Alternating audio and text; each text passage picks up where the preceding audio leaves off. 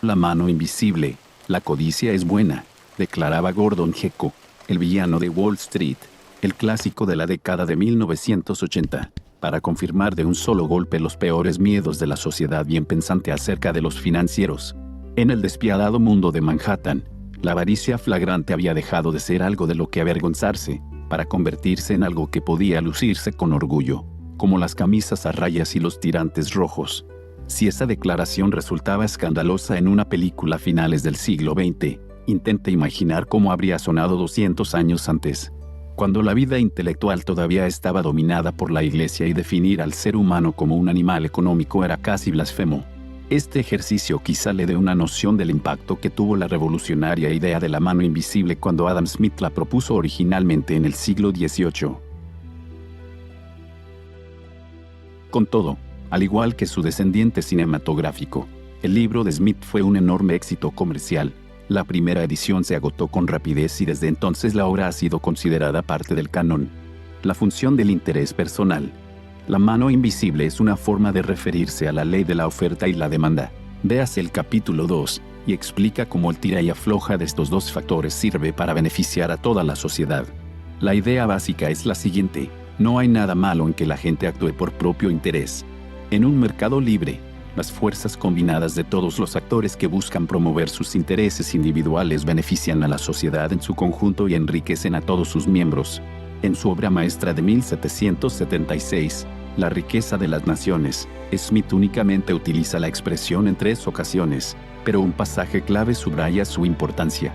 Ningún individuo pretende promover el interés público, ni sabe en qué medida lo promueve, al dirigir su industria de tal manera que su producción tenga el mayor valor posible. Busca solo su beneficio personal, y en esto, como en muchas otras circunstancias, le conduce una mano invisible para promover un fin que no formaba parte de sus intenciones. Al buscar su propio interés, con frecuencia promueve el de la sociedad de forma más eficaz que cuando se propone hacerlo de modo consciente. Nunca he visto hacer tanto bien a quienes dicen dedicarse al bien público. La idea contribuye a explicar por qué los mercados libres han sido tan importantes en el desarrollo de las complejas sociedades modernas. Lecciones de la mano. Pensemos, por ejemplo, en el caso de un inventor, Tomás, a quien se le ha ocurrido una idea para un nuevo tipo de bombilla que es más eficiente, más duradera y más brillante que el resto. Tomás lo ha hecho para satisfacer su propio interés, con la esperanza de hacerse rico y, quizá, famoso. La consecuencia de ello será el beneficio de la sociedad en su conjunto. Se crearán puestos de trabajo para los encargados de fabricar las bombillas y se mejorará la vida y los cuartos de estar de quienes las compren. Si no existiera demanda para las bombillas, nadie las compraría, y la mano invisible le habría dado un correctivo severo a Tomás por haber cometido semejante error. De forma similar, una vez que Tomás ha montado su negocio, es posible que al verle enriquecerse otros intenten superarle diseñando bombillas más brillantes y mejores y consigan también hacerse ricos. Sin embargo, la mano invisible nunca duerme, y Tomás responde a sus competidores bajando el precio de sus bombillas para garantizar que sus ventas sigan siendo mayores que las de los demás. Los consumidores, encantados, se benefician de bombillas cada vez más baratas. En cada etapa del proceso, Tomás actuará de acuerdo con sus propios intereses, no en pos de los intereses de la sociedad, pero el resultado, aunque vaya contra nuestra intuición, es el beneficio de todos. En cierto sentido, la teoría de la mano invisible tiene cierta semejanza con la idea matemática de que la multiplicación de dos cantidades negativas da como resultado una cifra positiva. Cuando solo una persona actúa por propio interés y el resto lo hace por altruismo, la sociedad no se beneficia en absoluto. Adam Smith, el padre de la economía moderna, nació en Kirkcaldy, una pequeña ciudad escocesa, donde nada presagiaba que fuera a convertirse en un pensador revolucionario. El primer economista era, como corresponde, un académico excéntrico que se tenía a sí mismo por un marginado y que ocasionalmente se lamentaba de su aspecto físico inusual y su falta de habilidades sociales.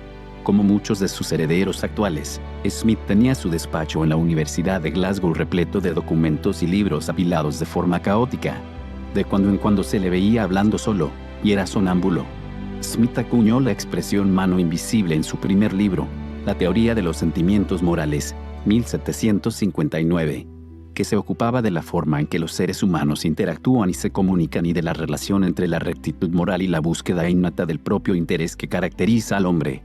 Después de dejar Glasgow para ser tutor del joven duque de Buccleuch, empezó a trabajar en la obra que más tarde se convertiría en, para citar su título completo, una investigación sobre la naturaleza y las causas de la riqueza de las naciones. A partir de entonces, Smith se convirtió en una especie de celebridad, y sus ideas no solo influyeron en todas las figuras importantes de la historia de la economía, sino que también contribuyeron a impulsar la revolución industrial y la primera ola de la globalización, que terminó con la Primera Guerra Mundial.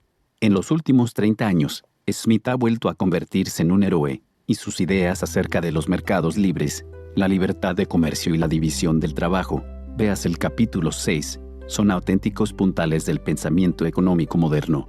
En 2007, Smith se convirtió en el primer escocés en aparecer en un billete del Banco de Inglaterra, el de 20 libras, un honor merecido. Un ejemplo interesante es el de Coca-Cola, que en la década de 1980 cambió la receta de su bebida gaseosa en un esfuerzo por atraer a consumidores más jóvenes y a la moda. Sin embargo, la nueva Coca-Cola fue un completo desastre. El cambio no fue del gusto del público y las ventas se desplomaron. El mensaje de la mano invisible fue claro y después de unos cuantos meses la compañía, con los beneficios por los suelos, retiró la nueva bebida. La Coca-Cola clásica volvió, y los consumidores lo celebraron, al igual que los directivos de Coca-Cola, cuyos beneficios se recuperaron. Smith reconocía que había circunstancias en las que la teoría de la mano invisible no funcionaba. Una de ellas es el dilema que usualmente se conoce como la tragedia de los bienes comunes. El problema es que cuando solo existe una cantidad limitada de un recurso particular, por ejemplo pastos en una tierra comunal, quienes lo explotan lo hacen en detrimento de sus vecinos. Este es un argumento que se ha empleado con mucha fuerza en la lucha contra el cambio climático. Véase el capítulo 45, Límites a los mercados libres. A pesar de que en las últimas décadas la idea de la mano invisible ha sido secuestrada por políticos de derechas, la noción no representa necesariamente una posición política particular. Se trata de una teoría económica positiva. Véase el capítulo 16, aunque, eso sí, socava de forma muy seria las pretensiones de quienes piensan que la economía puede dirigirse mejor desde arriba, con los gobiernos decidiendo lo que debe producirse. La mano invisible subraya el hecho de que son los consumidores, pero hay varias condiciones importantes. Smith fue bastante cuidadoso y distinguió entre el interés propio y la pura codicia egoísta. Es una cuestión de interés propio tener un marco de leyes y regulaciones que nos protejan, como consumidores, de un trato injusto. Esto incluye los derechos de propiedad, la defensa de las patentes y los derechos de autor y las leyes de protección laboral. La mano invisible debe tener el respaldo del Estado de Derecho. No es de la benevolencia del carnicero, el cervecero o el panadero que esperamos nuestra comida, sino de su atención a sus intereses. Apelamos, no a su humanidad, sino a su amor propio, y en lugar de hablarles de nuestras necesidades, hablamos de su provecho. Adam Smith es en esto que se equivoca Gordon Gekko. Alguien impulsado exclusivamente por la codicia podría optar por burlar la ley en su intento de enriquecerse a costa de los demás.